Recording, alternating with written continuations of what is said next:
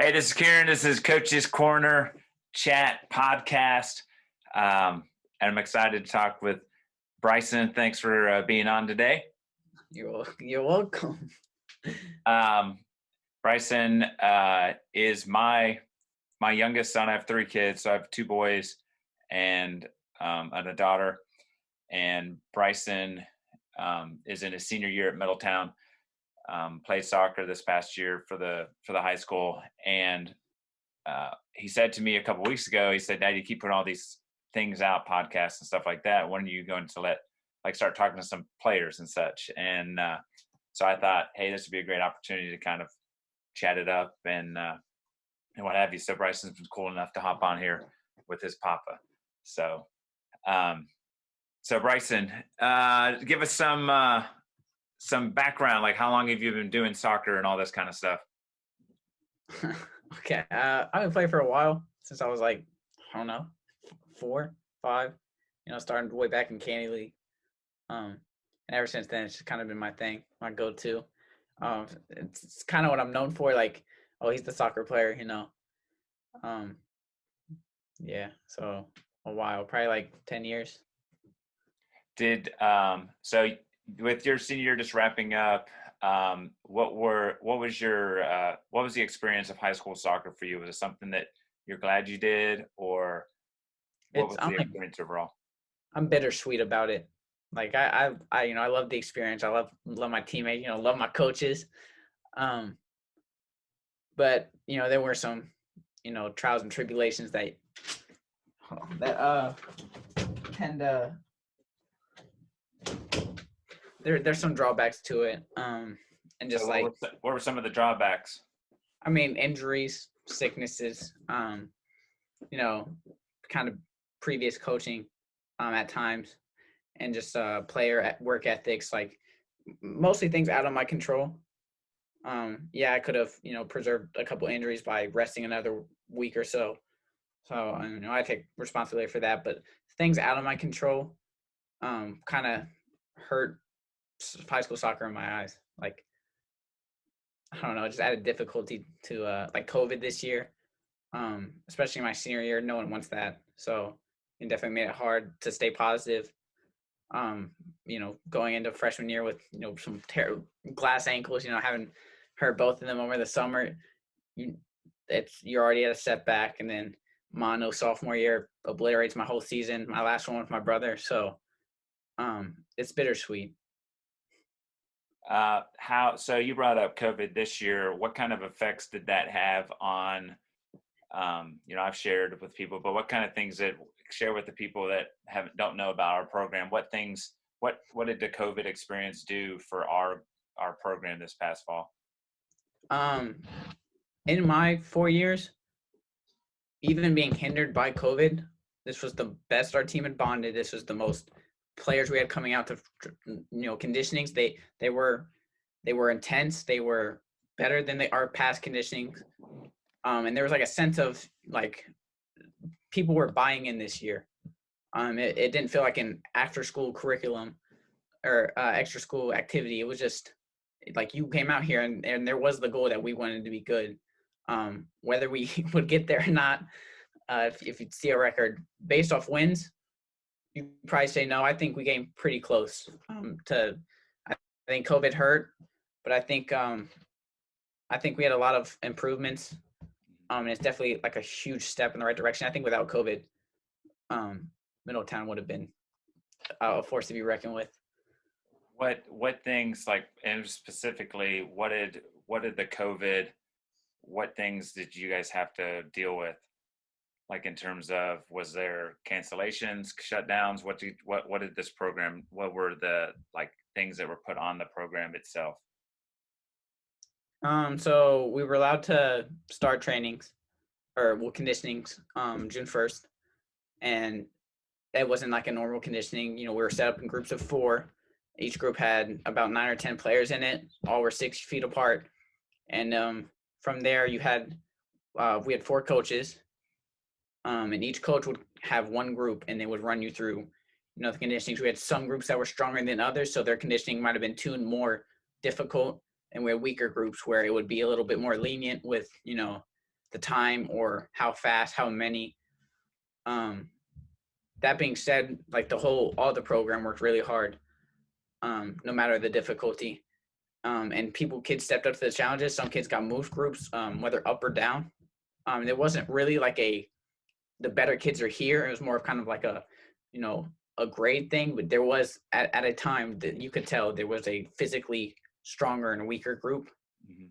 Um, and so you kind of like, I don't know, me, I just wanted to be the best in my group. The strength wise, not my strong suit, but I think fitness, it was always a thing for me. So when I see someone else start catching up on me, it was like, oh, I want to beat them. It wasn't set up as a race, but that's what it felt like. It was like a competitiveness between all of us, but it was like mutual respect. And then we were allowed to get touches on the ball. And even that, every time before practice, coaches would spray down, wipe, they'd show up early, spray down all the cones, all the balls, everything. After practice, they do the same. And we weren't no contact, so it was probably like 15-yard passing drills, rondos, things like that. And then we moved on to full practices / conditionings again. We're allowed contact, and that was for a short while. And then we got like our whole district shut down sports for 3 weeks before our season, so we didn't get tryouts. They opened up sports for us again. Tryouts on Saturday, game on Tuesday. So, I mean, losing So 3 weeks of preparation definitely hurt.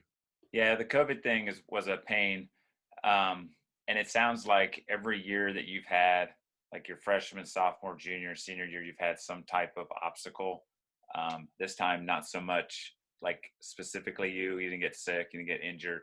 So that was a bonus.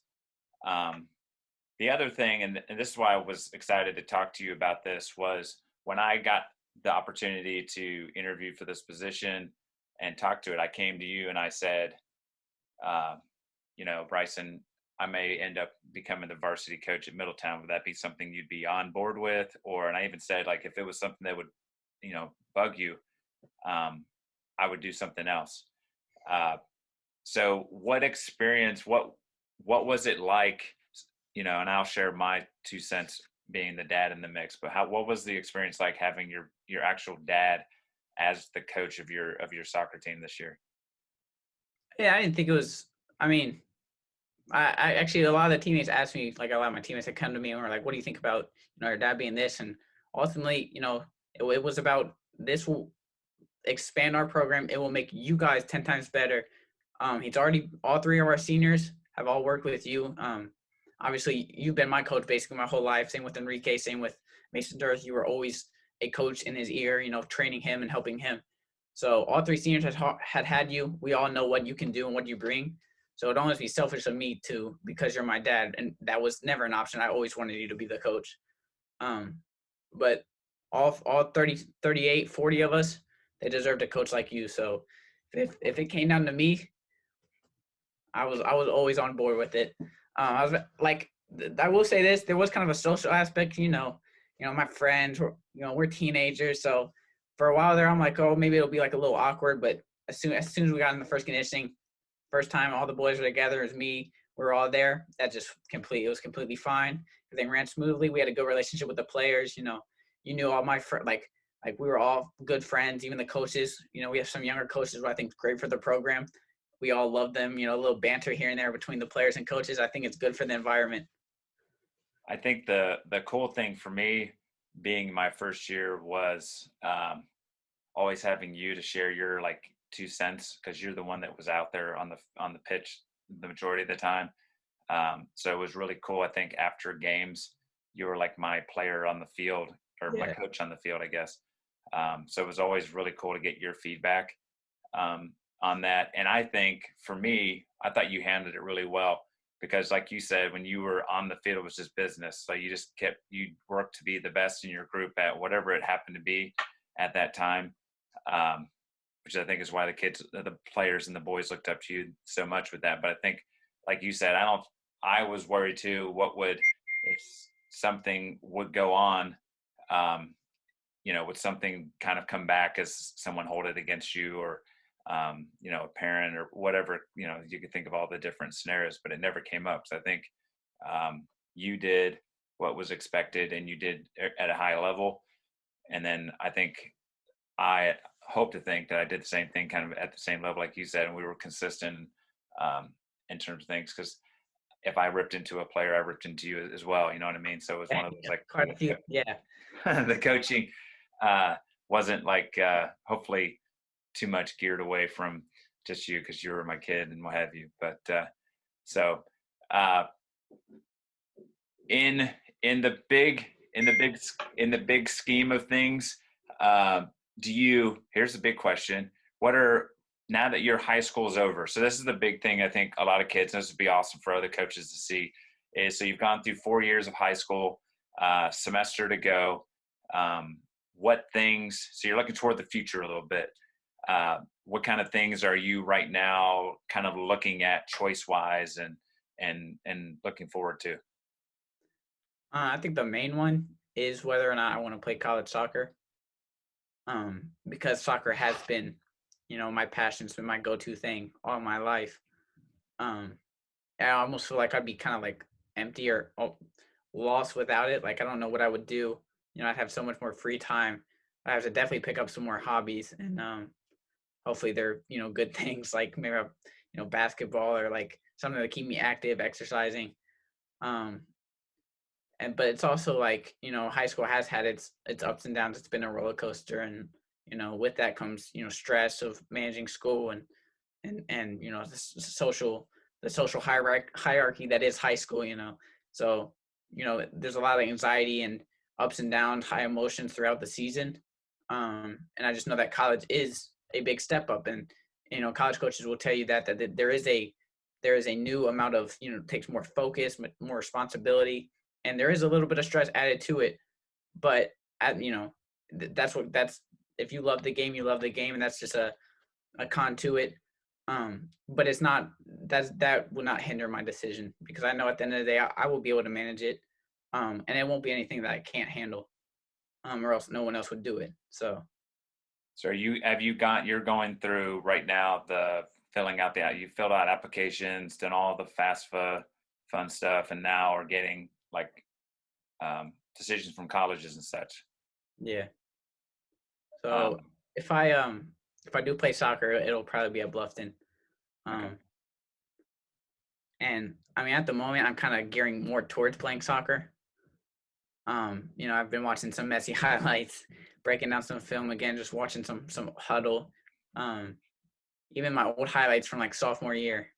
I watched the Monroe game last night, and it just makes me smile. Like I just love watching it. And all I want to do right now, like every day, I want to just go to the field. It's freezing cold. We don't have nets up at the high school, which I don't understand why, but that's a different problem. Um, but yeah, I just want to get touches on the ball. Indoor once a week. I love playing in that. Um, so yeah, and I want to go to a program too, where it's like I can make an impact instantly. I don't want to go to a program and play my junior and senior year. I want to come in my freshman year, and I honestly lead the team. I've been a captain my senior year, and I don't plan on changing that when I go into a freshman year. I know realistically it's not going to happen. I'll be a captain, but that doesn't mean I won't be a leader. So even if the people, I want to intimidate some people. I want to come here, workout start at 6. I'm here at 5 already lifting. And I want people to look at me like, oh, he's a try hard. Like he's the kid that he always tries his hardest, but I will also be the best. So that's kind of why, like, I want to go to college. I feel like I have a lot more to prove, have a lot more potential that I haven't really scraped or touched. And yeah, I just feel like when I go to college, if it is to play soccer, I'll see some of that potential, and it'll just make me drive more towards it. So if you're not, what are your options? Like, so if you don't do the soccer route, what are some other options that you're looking at? Um, Either Ohio State and Miami, realistically, are the two. I've also bounced around with the potentially joining the military. It has a lot of benefits, and I always wanted to be part of something bigger than myself.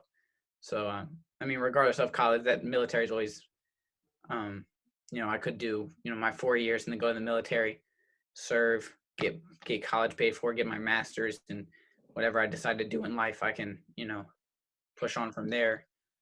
And I do think that the military has a lot of life skills Um, I mean, I always loved how the military, the first thing they do is, make their bed in the morning. So at least they've done one thing right. I Hmm. would just think if you live by a mindset like that, like next play, that was my big thing this season. Make a mistake, next play. Even with the positive, sometimes you can't let it get to your head.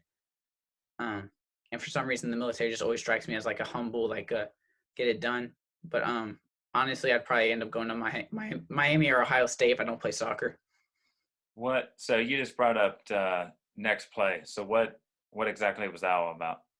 Okay, so um, usually I would, in the past, I would, make a bad pass, turn it over, bad touch, trying to take someone one on one, get stuck, um, and I'd sit there, and then you asked me after the game, and of personal experience, like, oh, do you remember this play? And I'm like, yeah, but did you remember, the time I tried to nutmeg some kid and I bounced off a shin guard, or I try to play a pass out to my right back and I put it out of bounds.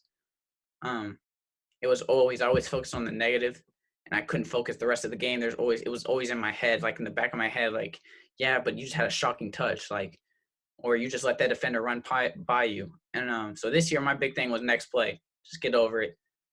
Um, and so I'd go into tackles, we'd lose a 50-50. Next play, who am I marking? Like, oh, backdoor runner, that's me. I'm onto that. I make a pass, gets intercepted. Next play, go transition to defense. If they're breaking down the sideline, but I see a man running in the middle, and Enrique, our right back is going, and maybe there's a gap filling. I fill that gap. Next play, we get the ball. Next play, I'm back on offense. I get the ball, swing it, good pass. Next, like, feel like enjoy the confidence boost. Get on the ball again, make another good play, but still don't think I'm going to go out there and be the best player in the field. So I always kind of try to keep a level head. And for some reason, next play, I mean, I use it in everyday life. I miss a question on a test, next play, it's over with. I can't change that. Hmm. So I go on to the next one. And I don't know. That's really, next play is really like those two words. I mean, it sounds kind of cliche, but they really do make a difference. So like that whole, like, I mean, during quarantine, you really push like the mental game of soccer, how it's way more than the physical. And I think if teams and players wholeheartedly bought in, I mean, it changed my game completely. Um, so I think if you can get a program of kids, or even just 10 or 11 that buy in like that, it'll make a huge difference. Um, so the one thing that you've talked about is being able to control those things that you can control. When you spoke about earlier about injury, sickness, and like COVID, and even now as we work through the COVID type thing, um, has I don't know where I want to go with this. Like, how has the COVID learning experience, like educationally and such, changed for you? And what things do you miss? Like, so here's your senior year, and a lot of people talk about this. Your group, like last year, the end of junior year was a mess. Um, so what things do you feel like you're missing out on? And maybe some of the pros and cons of like type of learning that you guys are doing.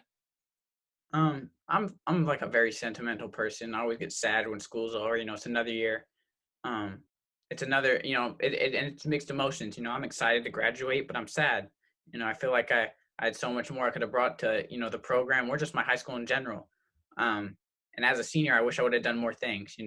There's a school play. Shoot, why not join it? Mm-hmm. Like looking back, there's just things I missed opportunities, and like I said, the next play, I'm over it. So I am very sentimental though, and so junior year, my favorite year so far. My favorite, some three of my favorite classes of all time were that year, and having them get cut short, and it was kind of abrupt. We knew it was going to happen, but we all thought it was maybe going to be like a week or 2 weeks off, and then never going back, never talking to my teachers over Zoom. Never, there was no sort of engagement from March to August when school started back up, and it was a whole new year. Um, and then on Zoom, it's is you get on at 7, 8 in the morning. You just wake up. There's no cold shower to wake you up in the morning. No eating breakfast. Like I roll out of bed, hop on a Zoom, and then I have like I have a study hall this period, so I don't go. So I might go back to bed. And for a while, I'd wake up in the morning, hit the gym. Then soccer started coming around, so I'm like, I don't want to we're in season. I don't want to risk like pulling something, lifting. So I stopped doing that. And honestly, it's hard to motivate myself for school. I've like gotten quite lazy. Um, and then, I'm still like, oh, I need to get this done. And it's not that I don't get it done. It's just not that my time management flew out the window with COVID. So now I'm doing assignments at, 11:56 a.m. or p.m. when I didn't have a class from, you know, 10 to like 6. Like I could have just done it then. But yeah, I do not like it at all. Yeah, I think it's even as for me from the teaching standpoint, it's not been easy to balance like remote versus like in school and then hybrid and what have you. Uh, so we'll just kind of wrap this up. If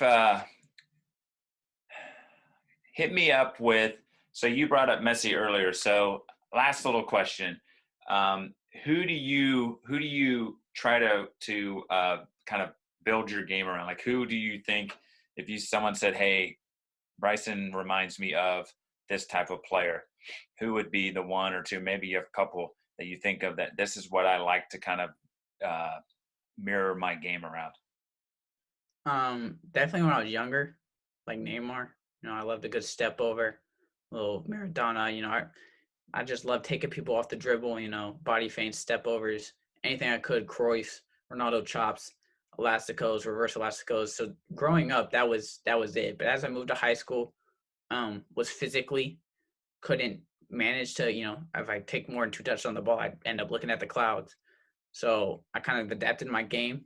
And while that's still, don't get it wrong, that's still in my bag. Mm-hmm. So, I'll get you with the body feint here and there. But I've honestly started to mirror my game off of a lot of like Thiago from Bayern. I feel like I got a decent ping on me. I like kind of picking up passes, but I also just kind of like flowing, controlling, if I get the ball and link up the defense in the offense, connect the midfield, just kind of be like always like you give me the ball, I'm just support. I can make a play happen here and there, but and I can pull some flashy, curling through ball, but sometimes I'll just get the ball, keep it simple, make a run, tell you where to go, always talking, just try and be a leader out there. Kind of similar to like Sergio Busquets, and like Tony Cruz is a big one. I know I said this at my senior speech, but Tony Cruz has one of the quotes that has resonated with me more than any other player I've ever heard. Tony Cruz said that the difference between good players and great players is that great players consistently play good. Consistently is another word that, it's like next play. It's just engraved in my head and my heart. So Tony Cruz is a big one. He's not known. He's not the one. When Ronaldo was on Real Madrid, he was not known for banging them home or setting Ronaldo up all the time. But when he got the ball, you knew he was going to make a good play.